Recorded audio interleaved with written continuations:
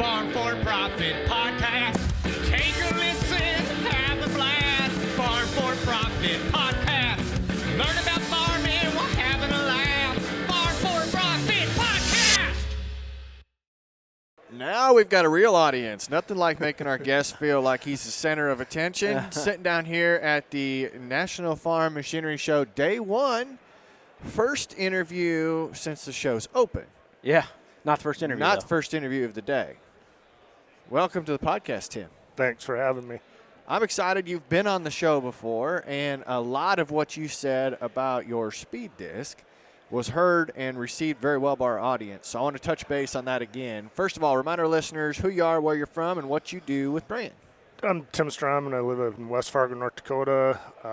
Cover all the U.S. right now for Brandt on their tillage equipment, the high-speed disc, land rollers, and the harrows. So that's what I do.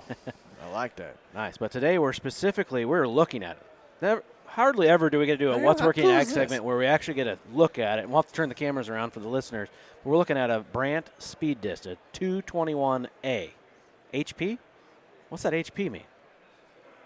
Well, it's just the high-speed disc. High speed. Okay, that's what that means. Yeah. All right.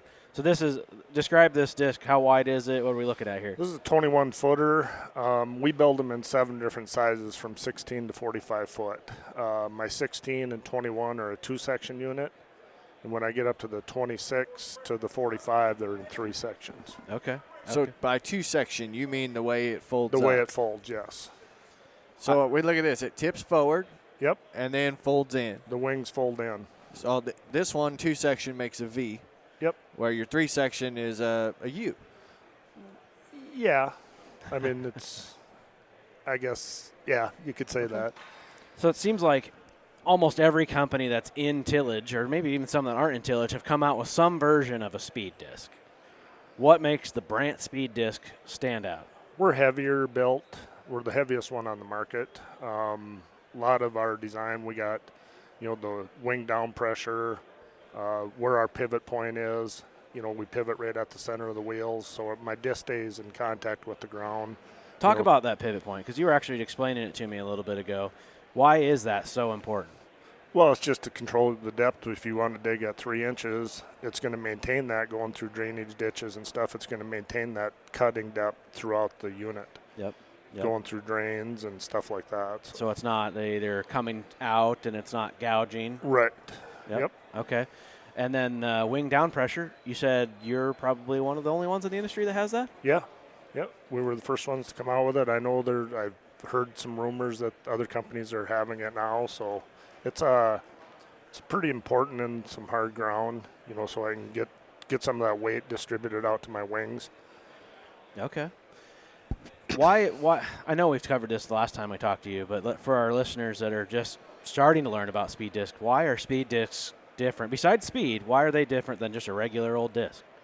Well, when you're done finishing your tillage for the day and you go out there the next day, a normal disc, tandem disc, you're going to see waves throughout the field. This is going to leave it a lot smoother. And I'm only going to travel 5-6 miles an hour with a regular disc, where I can get up to 14 with this one. Right, and speed is pretty important with this. Speed is very important. Like you can't pull this at a slow and do the right job, right? No, that's what I tell all my sales force, that if you're going to go out and do a demo, make sure you have enough horsepower or you're going to look like a fool. So what is that mathematical equation? How many horsepower per foot? 15 horsefoot. Okay. So your 21-footer here, you need to have at least a 320 horsepower tractor? Yep. Okay.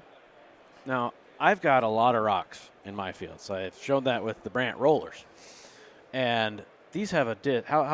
What's the spacing on these discs? These are 10-inch with a 5-inch offset. I've got a lot bigger rocks than 10-inch. I mean, so how do these things hold up to rocks? Each individual gang will flex 9 inches. Wow. On that rubber torsion. You guys are too young for this, but that rubber torsion is not new to the ag industry. Okay. Heston had it on their field cultivators years ago. Okay. How long? So that's something your competitors don't have. No, everybody's running that rubber torsion. Are they? Yep. How long do those rubber torsions last? That rubber torsion is a natural rubber. Okay. So it will not weather crack. So you know, you say it's a natural rubber, but it's made into a round core like that, so it's kind of hard to say it's natural, but it is natural rubber. So it's those things will last, you know, the biggest downfall of that rubber torsion if you're trying to run it when it's below freezing, because that rubber torsion will freeze and get hard, and then as you're flexing, it'll wear it out.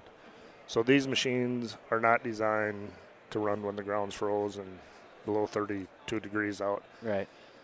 But, you know, I made the mistake of showing one of my demos when there was snow on the ground, so everybody thinks you can run them when there's snow on the ground, and that was not good to put that on on a podcast. So you talked about you're the heaviest in the industry. Is that a per foot weight? Per foot. So how heavy? We're about 1,000 pounds a foot. Whoa. Holy cow. That's impressive. I mean, not only do you got to have the horses to pull it, you got to have the weight to stop it when you're going down the road. Yeah. No, that's true. There's a lot of tongue weight on this. You know, on my 41 footer, I think there's about 700 to 800 pounds of tongue weight when it's in the transport position. What are some other features that are unique or that stand out on this? Well, Dave walked in here and he looked at something and goes, "Wow, that's really cool." Yeah, that was the hydraulic stops. Yeah, just the stops. Yeah, that's pretty common. You know, we use rephasing cylinders, so we only have the 4 on the mains that'll stop. So there's only 2 cylinders on the back here on this one, but on the wheels it'll stop the outer at the depth you want it set at. Yep. Each one of those stops is a 1/2-inch increments. Okay. I really enjoy that the hydraulic fittings are all marked and labeled. I mean, that is just seems like something so simple, but man, I enjoy that when I go to hook it up. Yeah, no, the fittings up here is unique. I mean, it's pretty good. You know, this one here, it's got 5 remotes on it. So most of your tractors are going to be running with a 21-footer. It's probably only going to have 4 remotes. So what I tell everybody is disconnect the jack as soon as you get it hooked to the tractor. Oh, yeah. And that's probably a good thing to do anyhow, because I've seen people, there's a shut-off valve on the jack, but if you forget to shut it off and you have it hooked up and you hit the wrong button, You still blow a hose. That could fail. and you could put that jack in the ground when you're going down the field too. That's not a good at plan. 10, 14 mile an hour, that wouldn't be too good. You know it hit the ground then. Yeah. That hydraulic jack is nice, though. That's something Yeah, I hadn't it is nice. hadn't experienced on the farm till a year or two ago. Yeah. So, I mean, that's still. I'm just trying to wrap my head around this. This is a disc. Why so many other hydraulics? What besides your wing downforce? What else are you controlling? Well, you're only controlling so there's 4 on this one. So you got the one for the wheels and the one for the baskets. Yep. Oh, so you can lift the basket up on the back? No. Okay. You can only change the depth just to pick it up out of the ground. the that's disc. how that works. But I do have a valve on these machines that I can turn to parallel, and that would only one remote I can lift the wheels and the baskets at the same time. Okay. So I don't have to have 2 remotes to extend the baskets and wheels. If it's anything, this is probably an upgrade from the one that we have on our operation. Yeah. And it is a trick to get it set originally.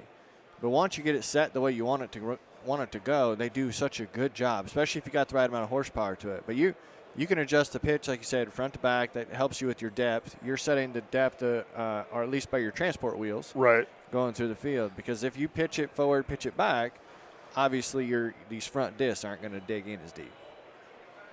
Yeah, and that's just a preference, but 95% of the time at the end of the day, it is a disc. So I want to run it level. Yep. I mean, go back and try to tell your dad and them to have the back deeper and on your disc, and he'd throw you off the farm. Yep. The other nice thing I like about there's no disc gangs. They're all individual. So individual bearings, or what is that, oil bath? They're greased hubs in there, yeah. Okay, Yep. greased hubs. Yep. So the only grease zerks on this machine are on my basket rollers. Okay, that's nice. Yeah, I wouldn't want to grease however many discs are there. That'd be a tough job. It would. Yeah. It would certainly be a job. No, this is really good. It's fun to look at one. We'll get some footage for our listeners to be able to go over to YouTube and walk around one themselves. I know you've got content out on the website. Remind our listeners how they can go learn more about it. Well, you just go out to Brandt, to the website, and it's all out there. Brandt.ca. Brandt.ca. Brandt.ca. Yep. Well, Tim, we appreciate having you back on. Always enjoy the wisdom that you share. Thank you. Thanks.